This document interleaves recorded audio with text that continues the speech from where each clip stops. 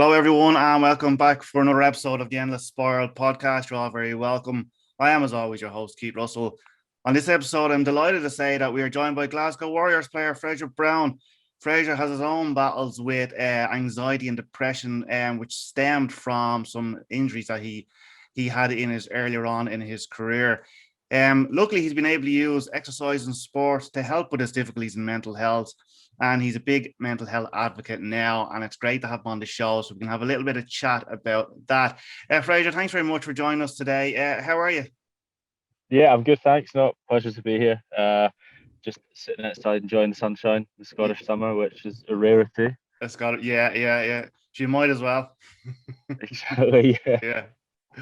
So, Fraser, I was thinking maybe if we go back in time a little bit and maybe we start with how you were as a kind of child. And I know you, as we mentioned in the intro, you kind of had some mental health difficulties from kind of some injuries that you sustained earlier on in your career. But I was kind of wondering, did you ever have any maybe depression or anxiety as a kid, or did it kind of just come on you as an adult?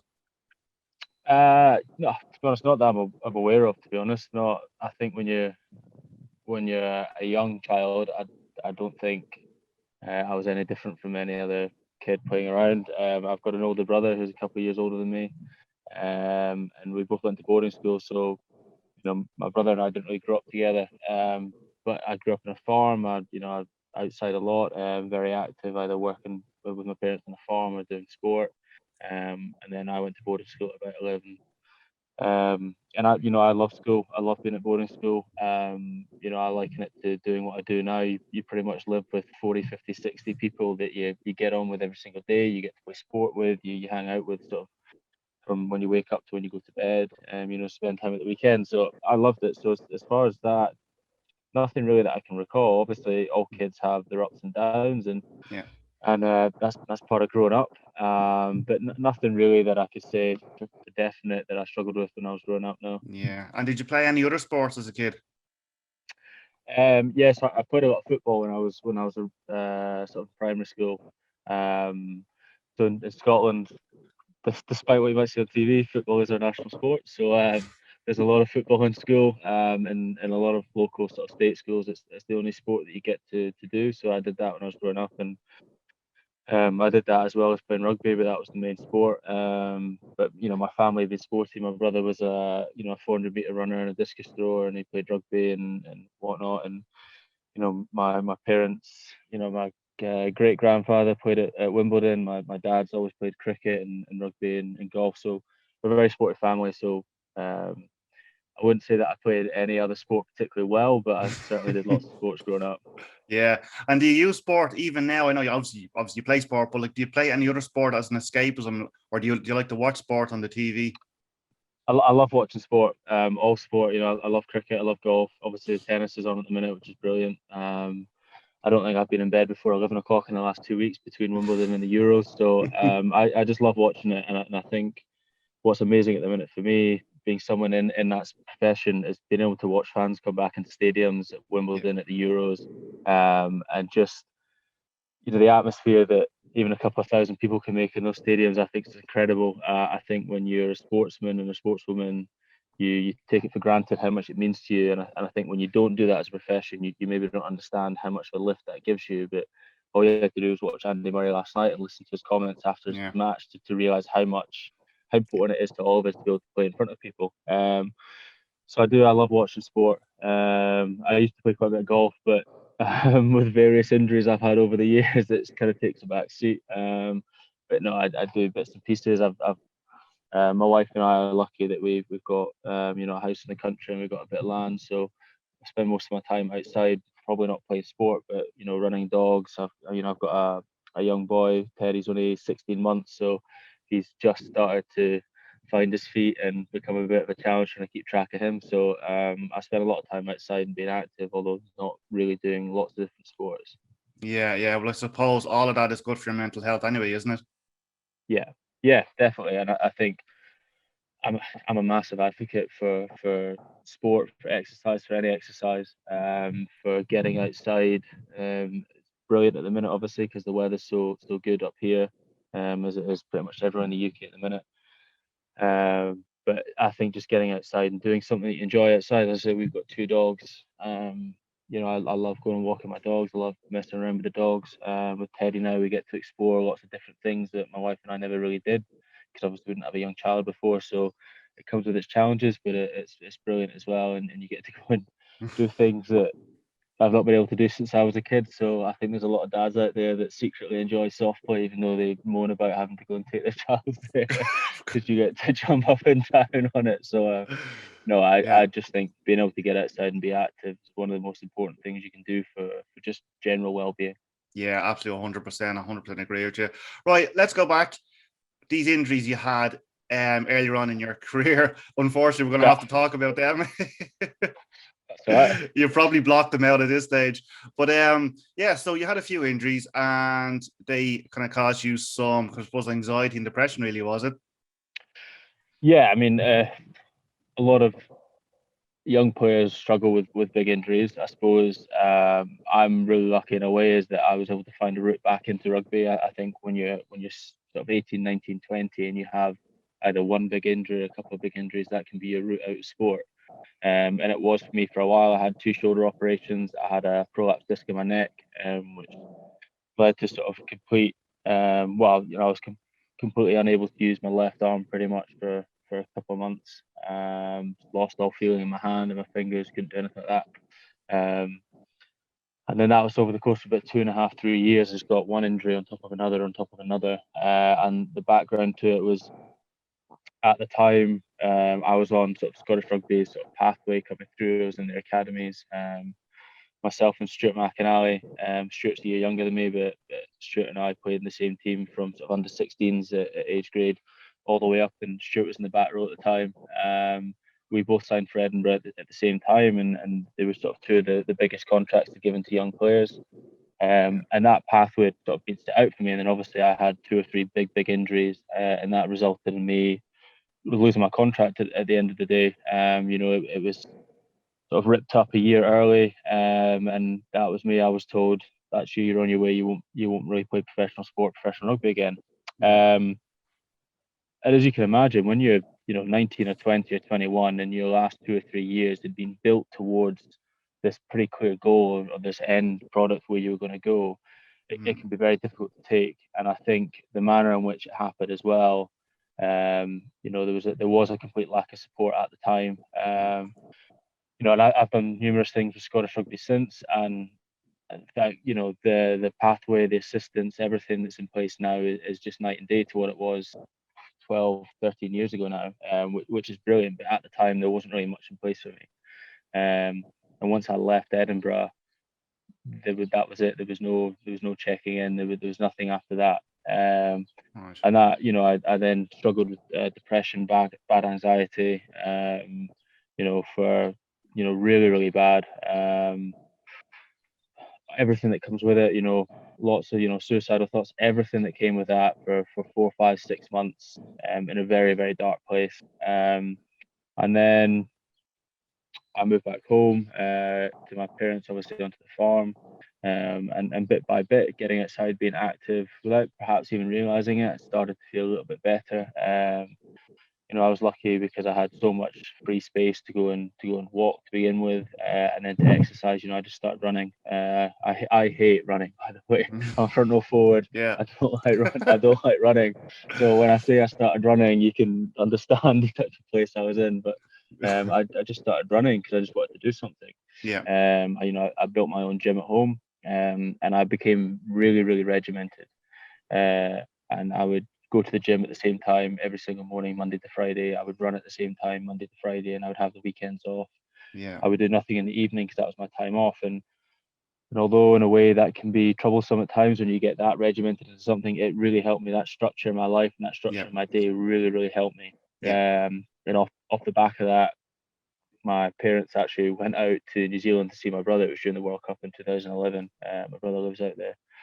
And I was just at home working away looking after the farm. And one of my old school teachers was coaching at one of the amateur clubs in Prem 1 in Scotland. And I said to Mark, I said, can I come down and train? I've got no interest in playing. I've not had any kind of social structure, social life for 6 months. Yeah. And it's killing me. I couldn't deal with it at the start. But now I think I'm ready. I want to come and interact with people again. And he said, absolutely. So I went down the Tuesday night. I couldn't go on the Thursday because we had stuff going on at the farm. And then I ended up playing for the seconds on Saturday. And then I had to message my parents the following week, telling them to get a taxi back from the airport because I was away playing. Um, and that was October 2011. 8 months later, I was playing for Scotland Sevens, and a year and a half later, I was getting capped for Scotland. Wow. So even now, I think when I look back on it, it's quite surreal when you see such a short time frame that all those things happened. Yeah. But yeah, it was just a very obviously difficult time in my life, but um, it's still quite hard. I get asked a lot now, what is it you think that, turned it around? And I don't know. I just woke up one morning and just decided, right, I'm just gonna go for a run. I want to go for a run. And I was fortunate. I'd spoken. I'd sort of reached out and for a little bit of help and spoken to some people sort of anonymously. But I was fortunate in a way that I've always been a pretty driven person, and I lost that drive for quite a bit of time. And then one morning, I woke up and that drive seemed to be there again to make me to want to go and do something because I'd been such an active kid. I love being outside. I love being sporty, and I just found that drive again, and that led me onto that sort of path of structure, which brought me not to where I am today, because there's still been lots of ups and downs, like there's always going to be. Course. But it certainly put me on that path. Yeah, I mean, it's just listening to you is amazing because I mean, obviously, the podcast and what my website is exercise and sport to help your mental health. Yeah. And as I always say to everybody, it's not always a positive. Like there's a negative side to sport as well. So when anyone ever asked me, I'd always say when I used to play sport when I was younger, it would cause me anxiety. So playing sport for me, I mean, competitively was, I suppose, a negative thing because it caused me anxiety. But watching sport or on TV or something, or watching yourself, watch the people who can play it properly, would be an escapism for me. But I mean, Absolutely. as you know what I mean? Like, so there's always a plus and a negative side to it. But just even listening to you say, like, you're having structure. I think people with anxiety need structure. It's so important for them. But the fact even say you just got up one morning and just went for a run, like, did you do that for yourself, or like, did you have a plan in your head saying, I want to get back to playing, or did you just do it, say, just to make you feel better?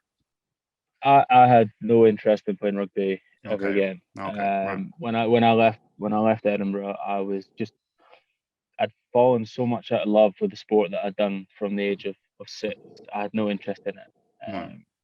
And even when I went down to Heriots, was the club that I went down to train, I still had no interest in playing. And I did one training session, and I was like, no, I did. I tell a lie, I did the training session. I went home, and then I got a call from Mark on the Thursday saying, "Wait, do you fancy coming and having a rant for a second?" And second 15 rugby in Scotland. I was running around with 40-year-old guys who would struggle to run the length and stuff. I think we had to stop the game 15 minutes early because I'm not sure the referee wasn't having a bit of a heart attack at the time. And so I had no interest in playing rugby at all. Okay, right, okay. But I love rugby. I love the game. Even now, even the days when my wife thinks I hate it and I come home and I'm miserable because I'm a perfectionist. So I come home and I sometimes I just hate days at training because something's not gone right and I can't let it go. Even on those days, I know I love it because I'm obsessed with it, but I do genuinely love the sport. But at that time, I had no interest at all. I just wanted to go run.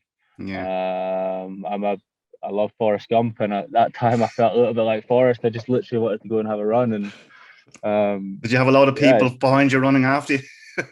No, well, I had a lot of people in my head running after me. Well, that's true, actually. Yeah. But no. Luckily not, because I don't think I got very far. But no, I suppose I just had that drive. I just wanted to do something. Like a little bit going back to what you were saying earlier. You were talking about anxiety. You'd have a little bit of anxiety when you went and performed. I'm the complete opposite. I still have anxiety now. I still get anxious in social situations. Ironically, the time that I don't get anxious when I'm in front of a lot of people is when I'm talking about something that I love and I enjoy, rugby or whatever it is, because I'm completely comfortable in what I'm doing because I know what I'm talking about. Yeah. And rugby was the same. I knew, and I know I'm a good rugby player. And I know what I'm talking about on the pitch, and I'm a good rugby thinker. So Mm. whether it's in front of 5 people or whether it's in front of 90,000 people, that doesn't cause me anxiety, because you're just going out there to do something that you're good at, and you, Yeah. you just go out and you do something that you've trained for your whole life. It's the other stuff that makes you anxious. It's I used to get really, really anxious when you sat on the bus after a game, because there's obviously a well-known sporting and rugby tradition. You sing on the bus. Mm. And I used to hate singing in front of people. I hated it. I used to get so anxious about it. Yeah. So when That you're would out of your stress me comfort zone. 100%. That would Mm. stress me out and make me more anxious than actually playing the game itself, Mm. because it's something that I didn't enjoy doing. I didn't like performing in front of other people, Mm. and I hated that. But it asked me to go and play in front of 90,000 people and bash myself up for 80 minutes. I'm quite happy to do Yeah. Yeah. that.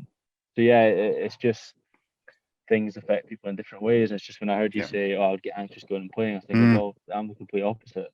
Yeah. Yeah. Well, exactly. I mean, I suppose when you said you fell out of love with rugby, was that because of the lack of support you got, or was it just because your injuries, or I suppose it may be a mixture of everything?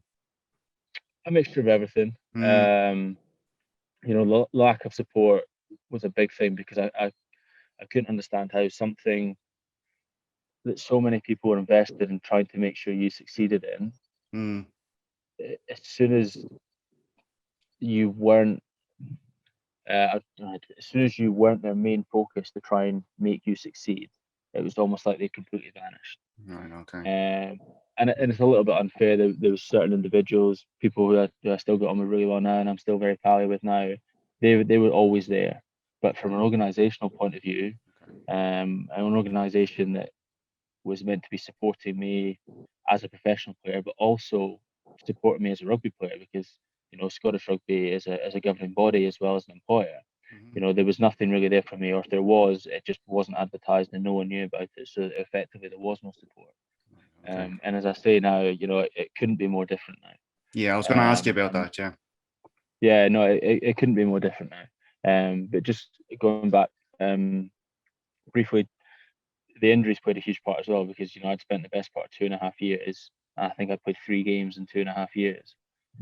And ask Mm. any sportsman, the only reason they do all the training is so that they can get to compete at the end of the day. Yeah. And where you're doing all the training and you don't get to compete, you don't even get to go out in the training field and have a laugh and a Yeah. joke with your mates, no matter how hard a training session can be. There's always those moments where you enjoy it. When you don't get to do that, it's soul destroying. So, it's a little bit of everything, but those two things are the main reason why. Yeah. Yeah. And did you, apart from your exercise, did you try mindfulness or therapy or even yoga, or did you kind of just discover them at later stage, or have you not tried them at all? So I've tried bits and pieces of them sort of all the way through my career. Um, I think mindfulness is an interesting one, because for me, everyone's so keen to put a label and a tag on something all the time, particularly now. And Mm. for me, I would go walk the dogs, and I would go walk the dogs for 2 hours, and I would come back and I wouldn't have a clue what I've been thinking about for 2 hours. But for me, that's mindfulness. It's the Yeah. ability to just go and completely release and allow your mind to wander and think about everything and nothing at the same time, Yeah. and then come back and feeling completely refreshed, but at the same time not having a clue what you've just done over the last couple of hours. Yeah. That's mindfulness for me, because that's allowing your mind to just rest, recover, wander, exercise itself without you having to concentrate on it. Yeah. So I guess I've always done that without trying to force myself to do it, and I think that's the Mm. big thing with mindfulness is you can't force yourself to do it, because then you can never properly switch off, because you're trying to switch yourself off. Yeah. I'm terrible at it. Um, Yeah. yeah, I'm same with me. yeah. I can't do it in and around my house. I can't do it. It's Yeah. always something I want to go and do. Like I have to take myself completely out of the environment, and as Mm. soon as I'm out of that environment, that I can do it no problem. Yeah. And yeah, and I think it's a really important skill to be able to do, and it's a very difficult skill to be able to get to have.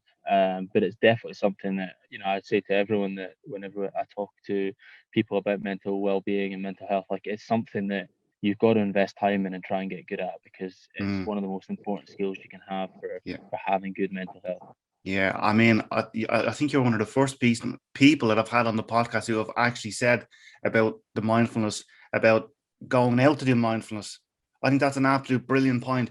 You don't have to be, say, lying down on the bed, No. listening to somebody or listening to certain sounds. Mindfulness can be different to everybody. I think Yeah, which that's absolutely brilliant what you've said, and I don't think many people think of it like that. And you've actually just drawn my attention to that as well, because you can like you just go out and walk the dogs, and as long as you're, I suppose, finding inner peace, that's mindfulness. yeah, I think so, and you're right as well. Like everything is different for every individual, um, and there's no right or wrong answer. There's nothing Mm, there's no framework to say this is what you should be doing and this will help you. This is what you've got to take bits and pieces. You've got to experiment as well. I've yeah. been doing this for what 12 years now, and as I say, I've got a lot wrong, and Mm, but by getting a lot wrong, I found out what works for me, yeah. and what works for me definitely doesn't work for other people. I've got lots of guys in and around sport and lots of school friends. It definitely doesn't work for them, and things that they do, I couldn't imagine that ever working for me because it just wouldn't do. So that's the point is, don't ever get frustrated because you don't think something works for you. If it doesn't work for you, you can change it and find something that does work for you. Yeah. And I mean, the basis around why it works for me is because I do it whilst doing something else I enjoy. Yeah. I do it while being outside by going enjoying spending time with my dogs or my son or my wife. You do it, even mundane things. We got lots of pieces around here. We have a sort of a polytunnel and a veggie garden where we grow our own stuff. And just being down there for an hour and a half, Mm, doing odd jobs, it's almost like a mundane job, which allows you to not really have to concentrate on something. But that as well is just releasing all that anxiety and all that stress that's built up in your brain. yeah. And again, it's something that if you'd asked me 2, 3 years ago, I wouldn't have known that. But I know that now. So, and not the same thing doesn't always work every Mm, time. So you have to have a system of two, three, four, five different things that you can use and lean on at different times because as I say, the same your same crutch won't help you every single time you need it to. You'll wear it out. You need to be able to do something else to challenge yourself in a different way as well because mm, life's all about challenges at the same time. And so keep yeah. creating those challenges, keep creating those new experiences. Yeah, absolutely. That's absolutely spot on. That's just listening to you talk. I think you're absolutely spot on. Right. You said things have moved on now in your sport. So have they? I suppose they probably haven't got to a point where I suppose you're never really there. But what do you think has been an improvement in maybe support for players, or is there anything else that could be done? Um, there's always more that could be done. Mm, You learn every day, you learn every year. There's always going to be a brand new. I mean, look at this year, for instance. I mean, yeah. who knew how to tackle a worldwide pandemic until it hit? And Mm, God, everyone everywhere has got a hell of a lot wrong. But in that, we've also found a lot of ways to do it really, really well. Um, I was talking a couple of weeks back about Glasgow and our season, and we handled COVID really, really badly for the first 6 or 7 months, for a whole variety of reasons. But we didn't know how to do it, mm, and it probably wasn't until the last 3, 4 months of the season where we really hit our straps. We thought, no, actually, this is how we deal with it, and you could see that was borne out in the way that Glasgow started to play towards the end of the season.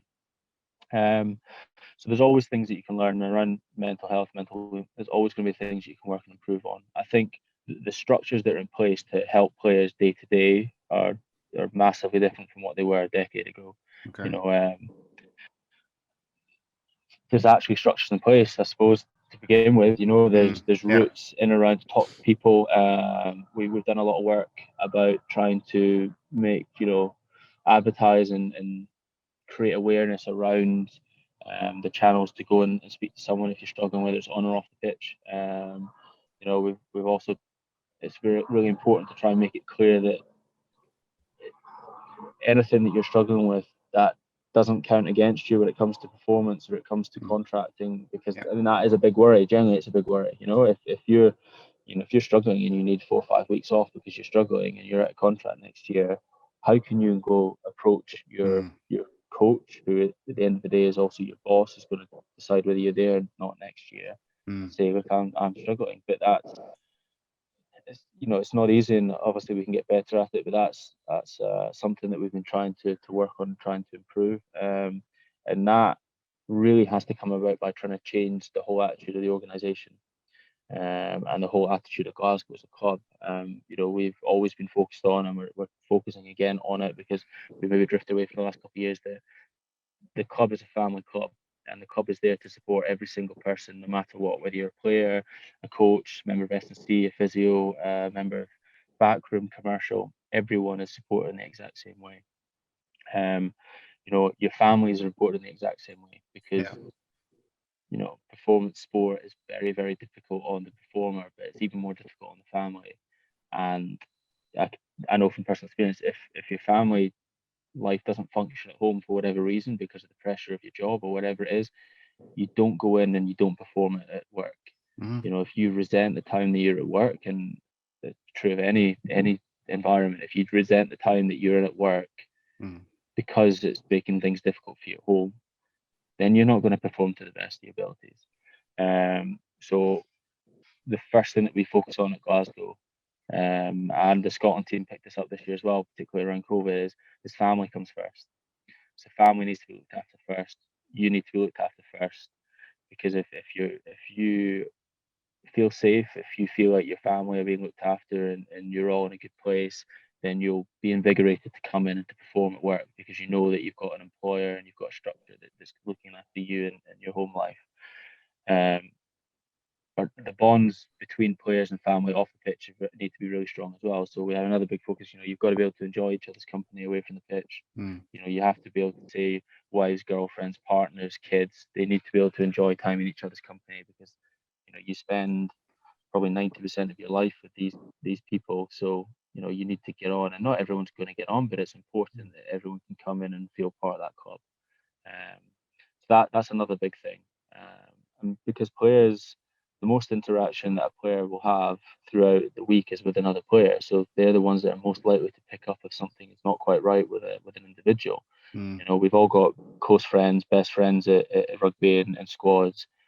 They know when you're right. They know when something's struggling, and they're also the most likely people that you or someone else will open up to say, actually, I'm not feeling great, or something's not quite right, or I'm struggling with this. So the education of the players and the coaching staff as well has been paramount, because they need to be able to have those conversations with players and create an environment where people feel comfortable to have those discussions.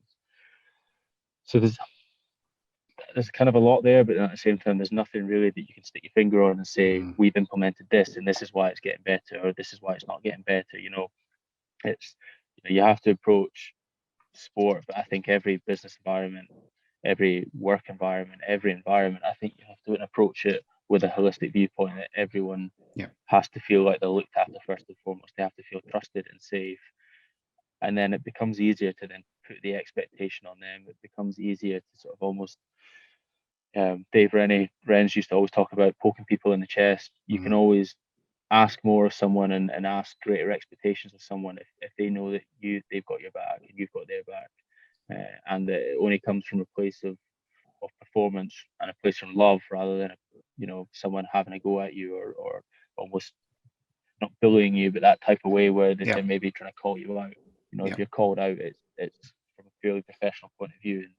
And when that's done, you can draw a line under it, and you can still go and have a beer together or a coffee, or sit down and have a laugh and be able to switch on and switch off. So those are hugely important within squads and within clubs from day to day. And then obviously the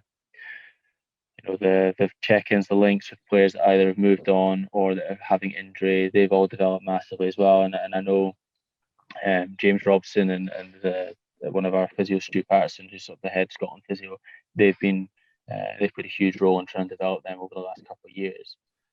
Because at the end of the day, Scottish Rugby, Glasgow, Edinburgh, they don't want to just be known as teams that are performing on the pitch. They want to be known as very good organisations that look after all their staff, organisations that you want to work for. Because again, if you feel safe in that environment, then you're going to want to perform, and you're going to want to try and perform for that company and that organisation.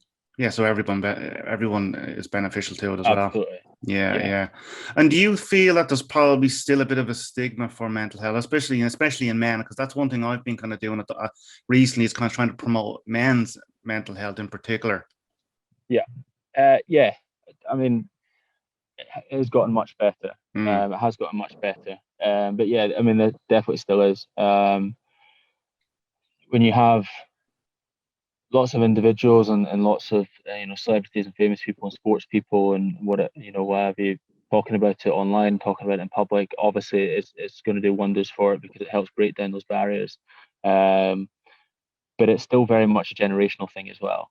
yeah, yeah. And I don't think you'll really see a big shift in that probably for another 10 or 15 years Mm, when, the generation of probably 30 to 40 to mid 40s at the minute move through to their 50s and 60s. mm, I think that's when you'll see that big shift because that was probably the first generation that started to deal with it and tackle it and talk with it. And yeah, then everyone that comes behind, it's almost just the everyday life now. yeah. And you can't forget that a massive proportion of the population is still sort of over 50. So Mm, once that starts to sort of soak in and get into those sort of generations and those age groups, then I think you'll start to see the shift. yeah, I But agree. it's still been 100% better in the last Yeah, 5, 10 years than it ever was before, and that's about people feeling comfortable to have conversations about it. exactly. Yeah, Um, it's also important not to turn it into a fad, if that makes sense. yeah. It's always very fashionable for things to prop up and people to try and grab it and run with it, to try and Mm, almost make a name for themselves or do something. It's not a fad, yeah. Hmm. and education around it is really important as well because just because you're having a difficult time or you're having a great time, that doesn't mean that you have really bad or really good mental health. It means that's just your mental wellness. That's just Hmm. life. Yep. It's the same thing as having colds and flus and illnesses. It's just part and parcel. It's important to be able to try and develop systems to deal with those things, Hmm. so that then that doesn't lead on to a mental illness. So it's important to also have those conversations to raise that awareness rather than just talking about the talking side of it, which obviously is really important. But then what comes next? What comes after Exactly. that? Yeah, absolutely, 100% agree with you. So you're quite open about, well, no, well, maybe open's the wrong word, but you're very proactive with kind of as you're because you're doing this as well, kind of raising awareness. Is there anything else that you have coming up, or is there any kind of projects that you like to mention and give people a shout out? Just to kind of help raise awareness even more. I think for me on the horizon, not particularly at the minute. I love coming on podcasts such as this. I do a lot of work for BBC Scotland, and I do a lot of their sort of magazine shows on Sunday, and obviously it's a big topic in sport at the minute. It's always a big topic in sport. You just have to go back a couple of weeks to Naomi Osaka talking about her mental health and how she doesn't want to do press anymore. So Yeah. it's always there, and it's good and bad that it's always there. Again, it's not something that I like to push into people's consciousness. It's something that I like to always be there hovering in the background. Hmm. And if I'm asked about it, I love talking about it because, it's nothing to be ashamed of. It's nothing to say, oh, that was me then, but that's done. It's who I am. It's Yeah. why I am the way I am now because it's something that happened to me, and you've got to embrace it at some point and learn from it, and then move through it, and use those experiences to try and sort of guide your way through the rest of your life. So I'm always looking for opportunities to go and speak about it. I did sort of Edinburgh Council Roadshow at the start of June, and they have a mental well-being week every single year. So I did that, and I did talk to staff members from Edinburgh Council, and I think it's uploaded onto their system, so it's accessible by I think 18 or 20,000 people. So I Wow. think in a way by doing bits and pieces like that and having it there in the background and making it accessible, I think actually makes it more accessible rather than Mm, always trying to force it on some people. I think with social media now as well, I think so many people are so visual almost every single day that it's quite hard to try and penetrate that. That it's a very crowded market. It's quite hard to try and yeah. penetrate that, and it's Yeah. already very saturated with lots of different messages. Yeah. So sometimes I feel it can be a little bit lost. Whereas, if you can target and you can really reach out to a specific audience, it's a better way to try and get your message across rather than just almost having a scattergun approach and hoping that it hits home with some people. And Yeah. obviously, that will help some people, but I think when you can target your audience a little bit more and you can sort of move from group to group like that, because there are so many people as well that are willing to talk about their experiences, to help talk about mental health. So if you look at it that way, almost everyone has something covered in a way, and that's the best way to try and promote awareness about it. Exactly. I mean, that's just as you're saying that. That's exactly why I've kind of taken the what's the best way of saying it? That's why I go for the exercise and sport to help mental health, because it's personal to me as well. As I said to you earlier on, as you said, the message can be so saturated out there. I just thought maybe it might be a good way to kind of maybe get the message across to people, because as you said, not everybody's the same. Mental health affects people in so many different ways. And it's only when I started writing my blogs and kind of sharing my story, so many people were kind of coming to me saying, oh yeah, like sport has the negative and positive effects. And I just thought it was a good way to do it. And actually at the moment, the way I'm kind of trying to raise awareness for men's mental health is quite good too. So, I mean, the fact that you're even here kind of talking about your story, I think will be very beneficial as well. Is there anything else that you want to mention before we let you go? No, I think we've probably covered quite a lot. No, Yeah. like I say, like you obviously just talking about sport and exercise again, I can't emphasize it enough how important I think it is to staying healthy. Obviously physically, but I think mentally, it's whenever I'm struggling with something, I like to get outside. I like to be active. You know, I like going to the gym. I like going for walks. I like spending time out in the countryside because it's a release for me. There's no noise there. There's nothing getting in the way. Your phone isn't buzzing every 2 minutes. You're not constantly having your attention caught by 15 different things at the same time. So I just think it's such an important message to get across, and really everyone can do it. You don't have to be a sportsman. You don't have to be an elite sportsman. You don't have to play a sport. You can be active in any way you like. And again, it's about finding things that you find really enjoyable. How can you get that into your day-to-day lives as much as possible? Yeah. Because if you can't do the things you enjoy, then I don't know what the point is. Find time to do those things, because that's what makes things worthwhile.